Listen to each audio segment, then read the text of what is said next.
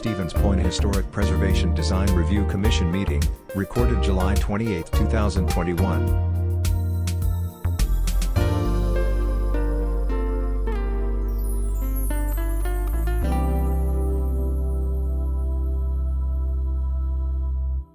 Okay,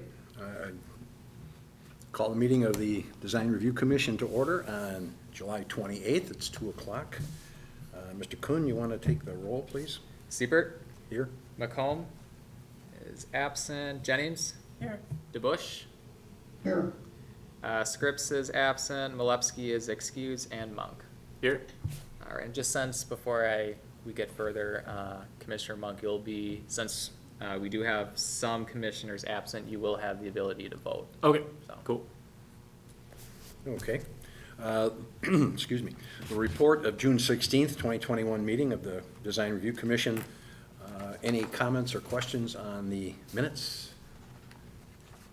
I'll move to approve. Move to approve. A second, please. Second. Mr. Monk, thank you. All those in favor, aye? Aye. Aye. Aye. Okay, approved. The voice of God, Joe. Don't do that. Okay, item number 3 on the agenda is a request from Phil DeSalvo, representing Grunwald and Halverson, for a design review to reconfigure the main entrance locations at 1408 Strongs Avenue. Are you representing? Yes. Okay, if you would come to the podium, please, explain who you are. Sure.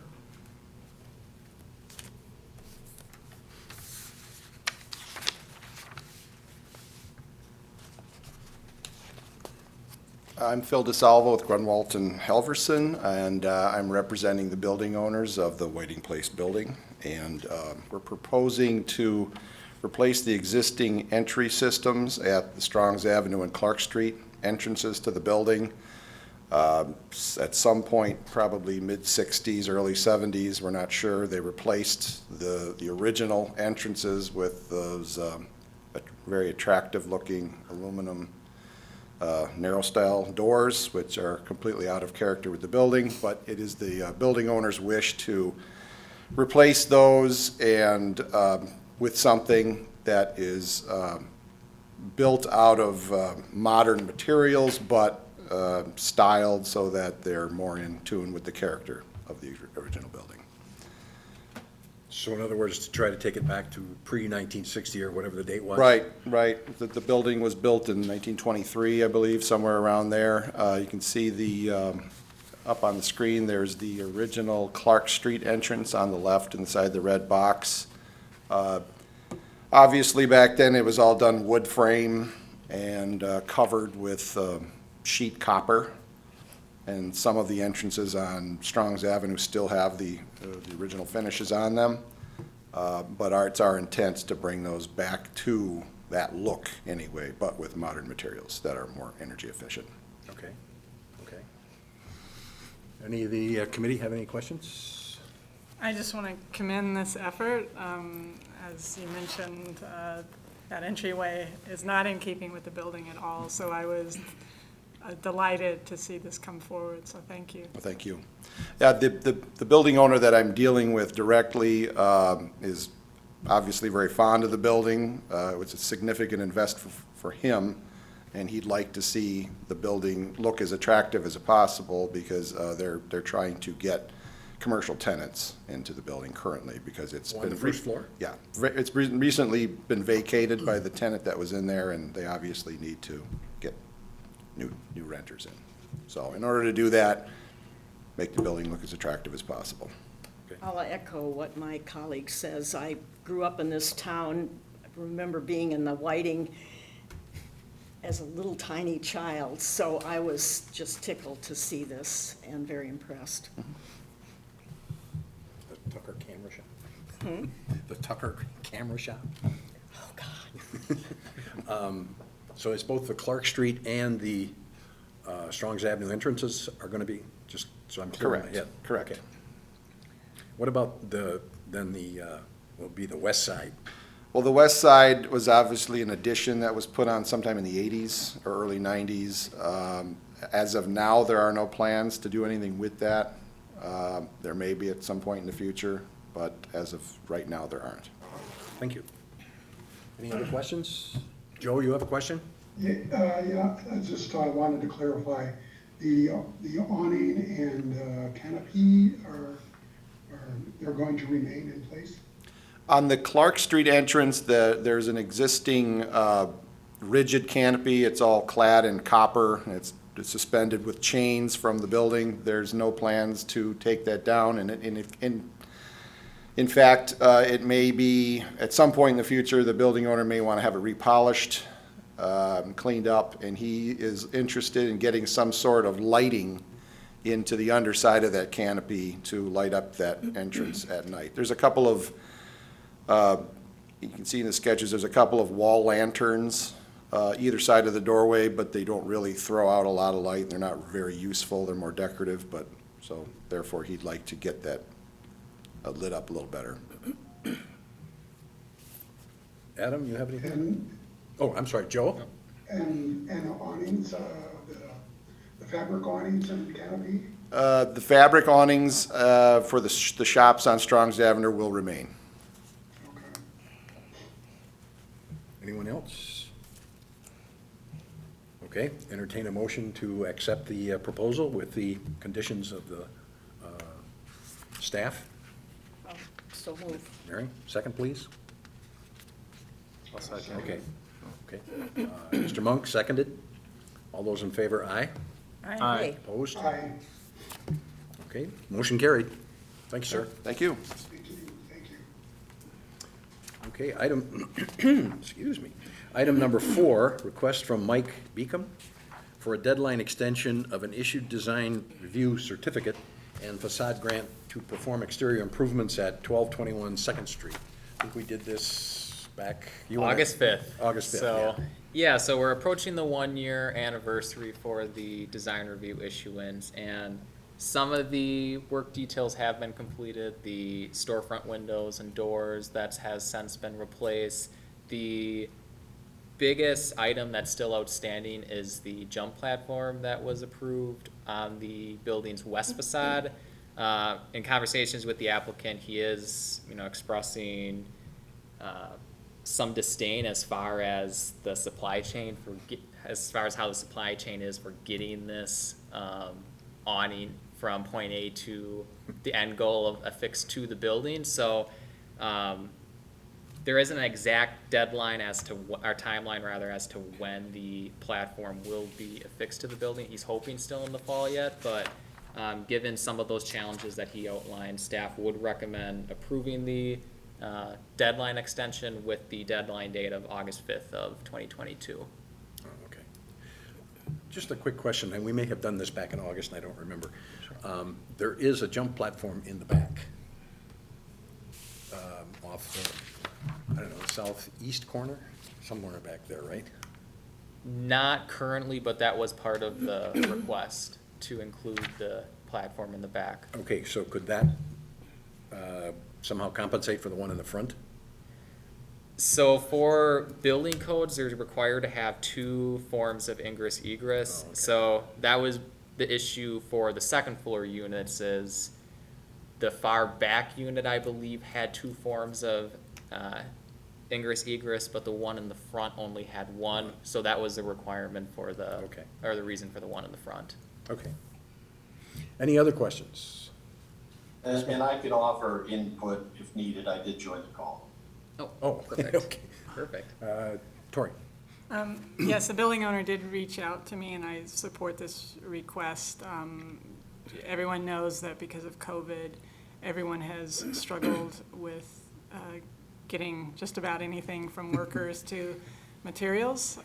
So I guess the question, and since the applicant is here, so we make a motion, do we put a timeline on it?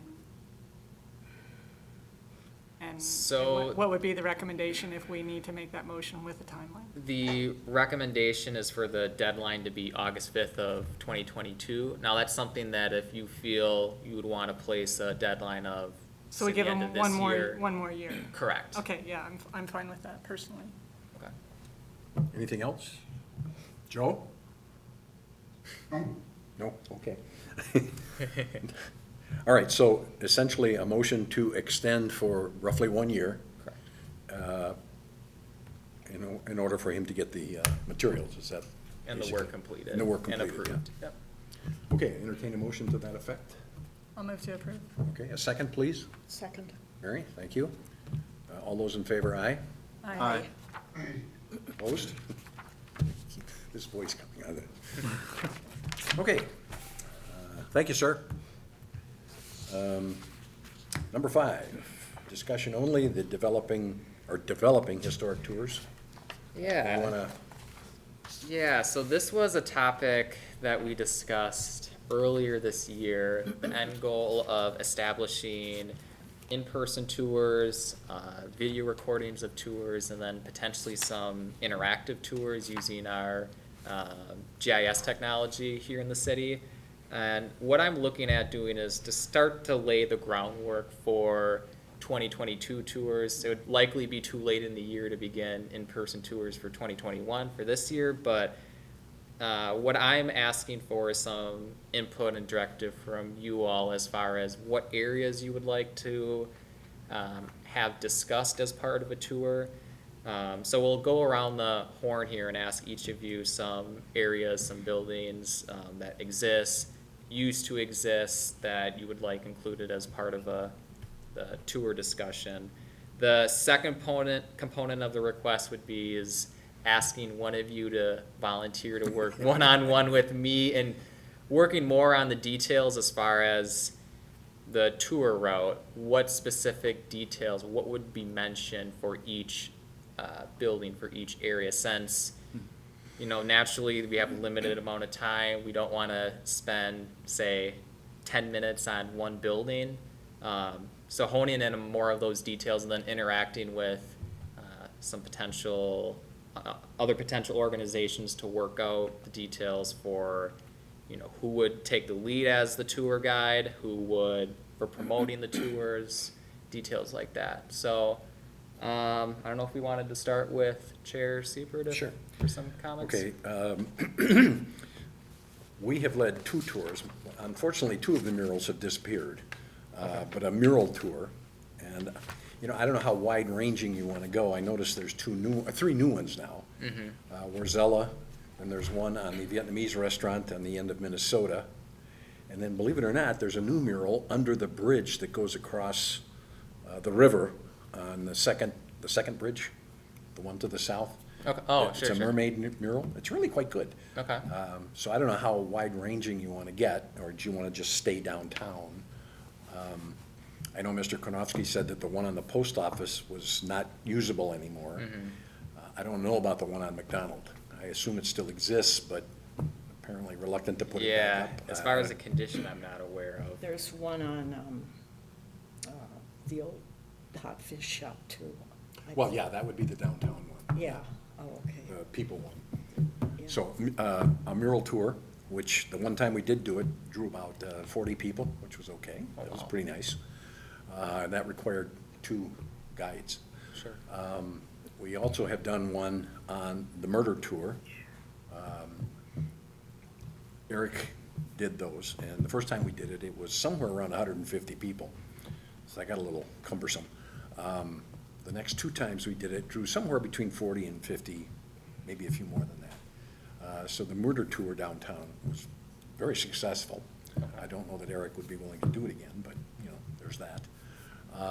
Certainly an architectural tour, although that's beyond my expertise, but somebody Sure. talking about the different buildings. You stand on the corner at the post office and point out 2 or 3 different types of architecture, just standing on the corner, different periods of time. So that's my 2 cents. Okay. Mary? Yeah. About a year and a half ago, I attended a meeting at Create Portage County. It was just before the pandemic shut everything down, and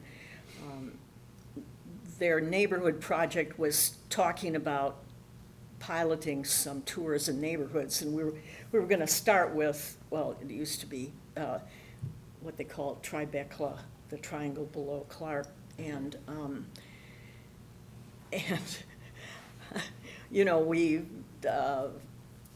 generated a bunch of ideas, and then everything shut down. So I could contact man who was leading that and see if that's going to be picked up, but they might be worth working with since, and there were a lot of people at that meeting, several dozen, so I think they might be good partners. Is that Greg Wright?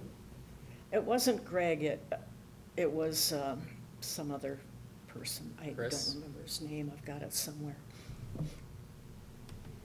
Tori? Yeah, extending that, I think a broader tour of the houses, and as an anthropologist, I'm particularly interested in social relations and meaning.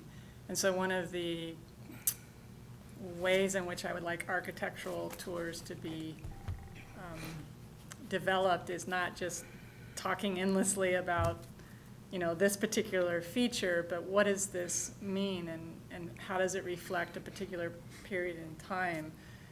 Connecting these places to the historical events, both good and bad. I mean, being honest about, the bad things that have happened in Stevens Point as well, and not glossing it all as good. I think that's one reason, well, I live in that area, but I was particularly interested in that area is because it contains one of the longtime high-income parts of town, Plover and Pine Street, and then it's also the historic railroad area, and then some much lower income areas down by what used to be the dump. So it would be a really rich tour of our history to do something down there. Anything, Tori, anything Yeah, to add that's to it? good. Okay. Mr. Monk? So I kind of had a lot of different ideas.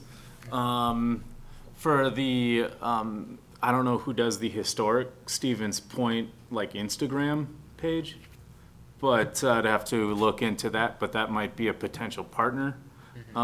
Because when we're talking like video tours, and maybe they have like they already have a presence on Instagram and Facebook, and doing features through Instagram and Facebook, and maybe doing some of those video tours with that.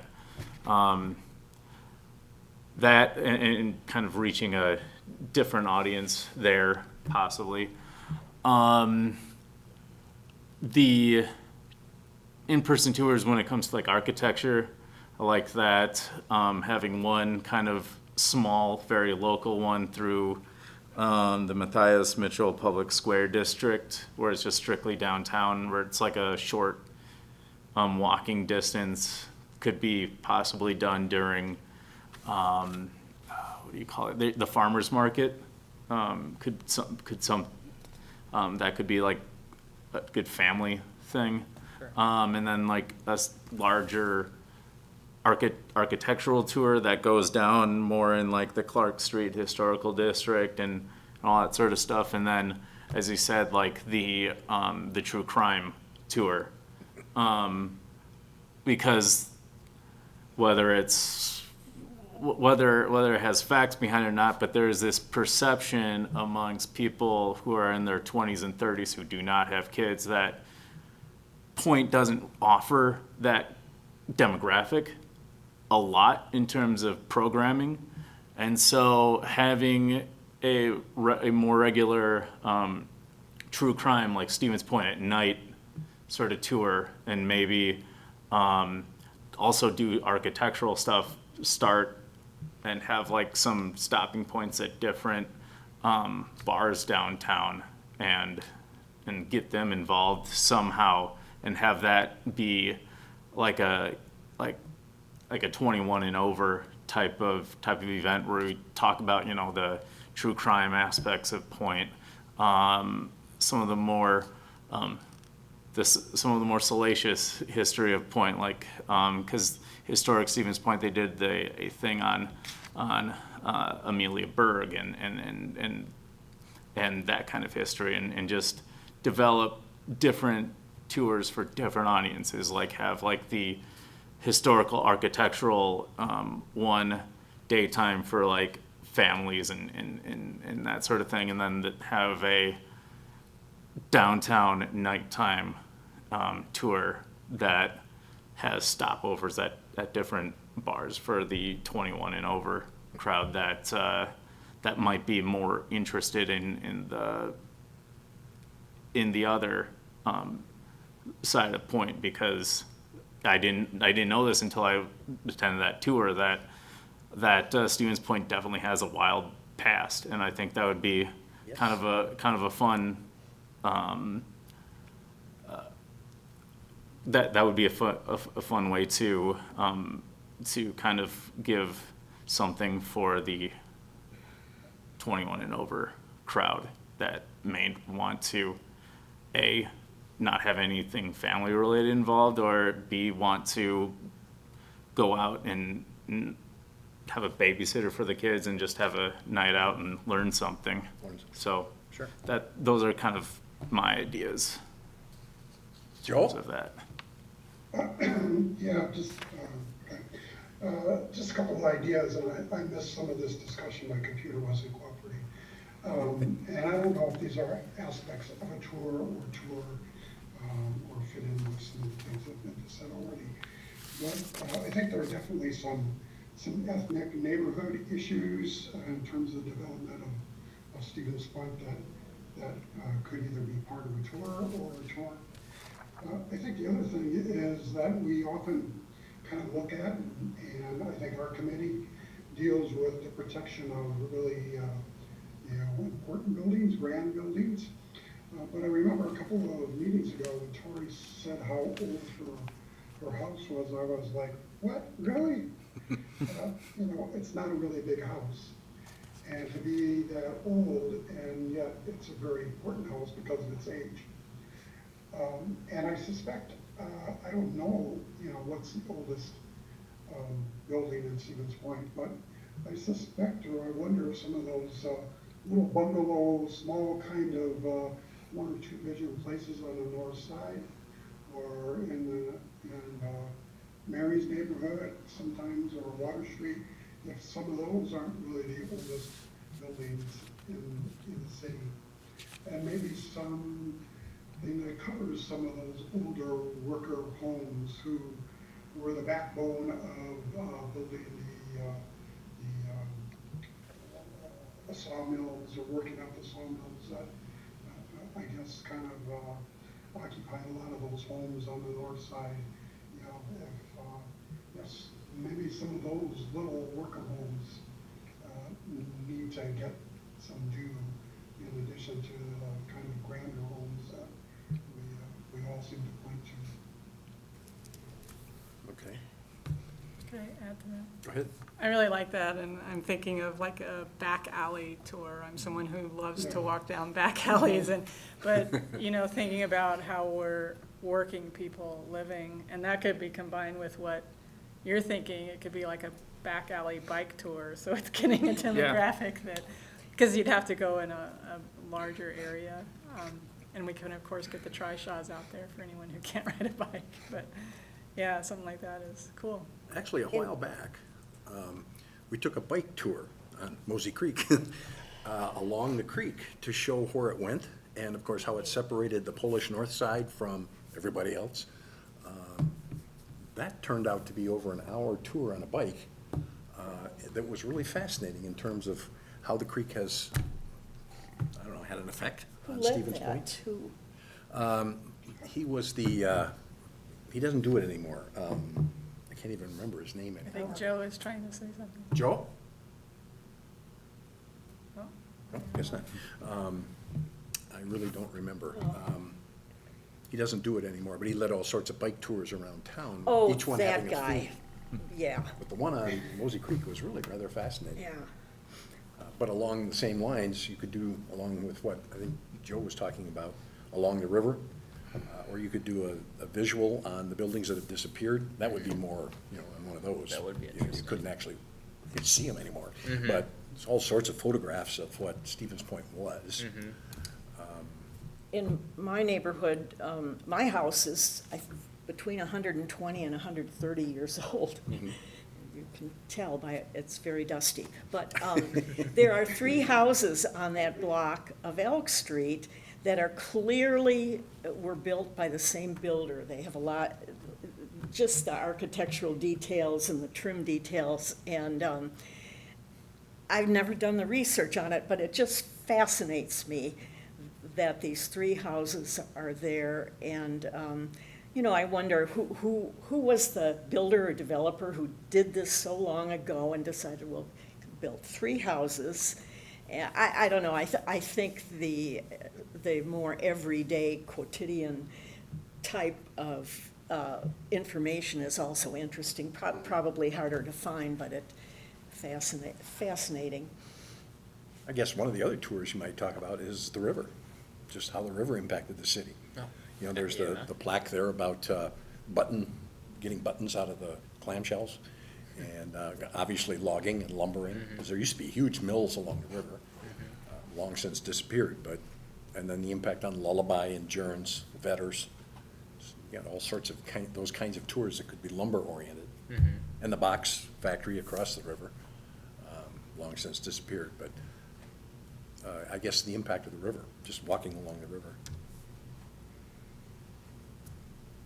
Anybody else? Question I have is, and sadly, I've never attended or participated in any of these tours, and I feel like I've missed out on some fun things, but how do we encourage those kinds of things to happen? How do we incentivize somebody in the community to come forward and say, I would like to lead a tour on any one of these things that we're kind of talking about? No, and that's a great question. That would be one of the steps that, you know, myself and whomever would volunteer. You know, publicity would be one of the significant factors that would have to be met. Are there any nonprofit organizations? So, you know, State Historical Society, CREATE, you know, are there any entities who would be willing, supportive of working alongside us and creating these larger events? You know, I believe there was some, you know, since CREATE has held tours in the past, maybe this is something, I don't want to speak for them, but, you know, is that something that we could bring before them and ask, hey, would you be willing to I think work with us? You know, I think that would be, I'll contact a young man, I've got his, I guess I'm old, the young man. I'll contact the guy at CREATE, I've got his name somewhere, and see if they're thinking, but sure. they had really sort of gotten started on this, and then the pandemic, so. I'm just thinking more so from the, a lot of the GIS maps that we I have. was gonna get involved in it. Other cities, I know, there's a couple cities in Arizona that come to bat right now where they had several different maps made from the historic tour front, one more from a cultural standpoint, focusing on the pocket neighborhoods, you know, what cultural identity do each of these neighborhoods have, describing its history, its background, how it impacts the city today, how they contribute to the city today. These were some, back in the day when we were having these initial discussions during the winter about historic tours being a goal, that is something that I brought before our GIS technician, Lindsay, to see, you know, long-term, how feasible is this? You know, this is definitely something that's feasible. You know, a big effort would be more so collecting those historic photos to point more of that before after effect for certain buildings, like you mentioned. Are there some aerial views of the city that show the paper mills running alongside the river? That would be interesting to see, interesting to depict for sure. It would be neat to have some of those key photographs blown up to a size where a tour group, you know, would actually be able to see something. This would also be a good thing to bring up. I think Sarah Scripton mentioned something also in the past, but I know that she's involved, you know, with the Museum and Natural History Museum at the university. And the university has a museum studies minor, I believe, maybe an intern from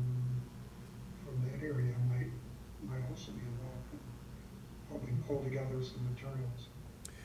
Yeah, also Native American stuff, that might involve a bus, because you'd have to go out to Jordan Park, copper culture and all that. And of course, Old Main with the burial site that they've now done, and the mounds out in Whiting.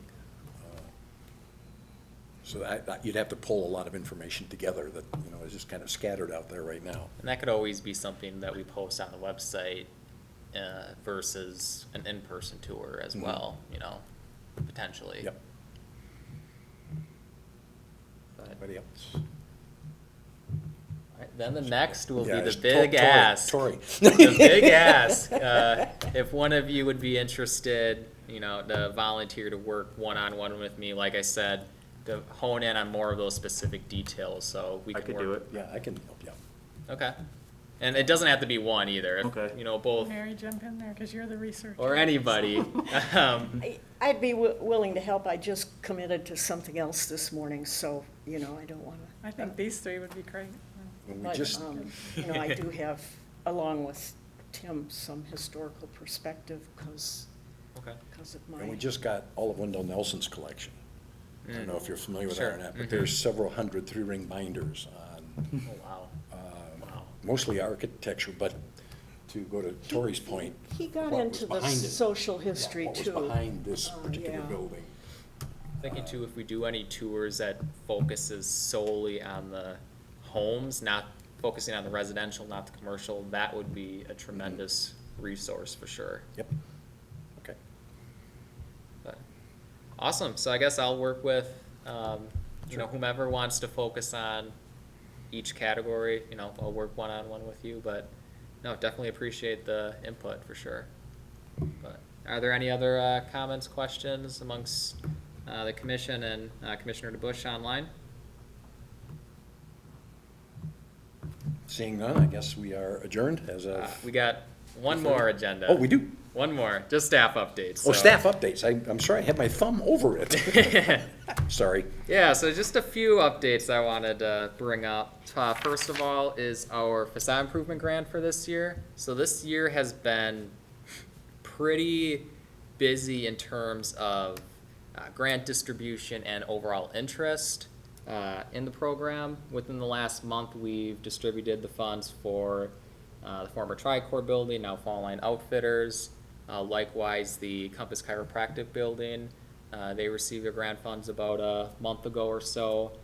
And based on the interest that we've had for this year, I think there's about $20,000 or so left in the account that could be distributed this year. So, if any of you in your conversations with folks have expressed an interest, definitely reach out to me to see, is this doable for this year? Otherwise, it might be something we'd have to look at for 2022. Have any of the rules changed about who gets it in terms of non-profs or private houses sort of thing? The rules, no. There is stipulations in the grant program that says if we would run over that $100,000, or if there'd be interest in the program that would exceed that $100,000, then this commission would have to rank each project, and whichever one you rank highest, they would get first choice. Okay. But Okay, so- nothing specifically as far as So a non-prof could apply? if it would be for a commercial building. Yeah, that's what I was- Yes, yeah. not residential. No. All right. But any But a other? non-prof that was involved with some sort of educational or business or whatever, that would be acceptable? Correct. Okay. Just not for residential. Okay. Yep. Okay. I guess any other questions or comments for regarding the facade grant program? All right, then the next one is demo by neglect. So I've been working on that for Is the that devil, Mike? by demo, neglect? demo by neglect. That too? No, I've been working on preparing our draft ordinance for about the last few weeks now, so it's my expectation sometime in the fall we'll have a draft ordinance in front of you all to comment and review. And then the last thing is the State National Register of Historic Places. Hopefully you've all learned that the Clark Street, Main Street historic district was now added to the National Register about probably approaching a month now. So, kudos to current commissioners, past commissioners, current and former staff who's been working through the nomination papers. Tim Haglund, our consultant. Big kudos to everybody involved. I mean, this is a tremendous achievement. So if you know of any folks that's in that historic district, definitely, I would encourage you all to remind them of the tax credit aspect of it. If you're looking to do any improvements, there are tax credits that could be available. So Is there a place that I can point them to, like a website that I can point them to? yeah, I can send you the link for that. Okay. So if folks would want to receive federal tax credits, they would have to submit the project to, on the federal side, the National Park Service, I believe, where they would review it, and if they approve it, then you would be allowed to utilize it. Okay. Have we updated the information on the city's website about that? Because it seems to me that's where people might look first. Outside of the press release, I don't think so, but that's definitely something we should do. Appreciate it. Yeah, definitely. Yeah.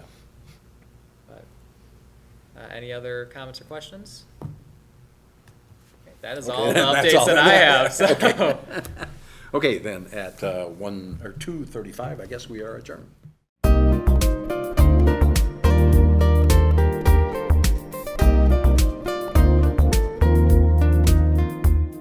A video of this meeting is available for viewing on the city's website, stevenspoint.com/videos.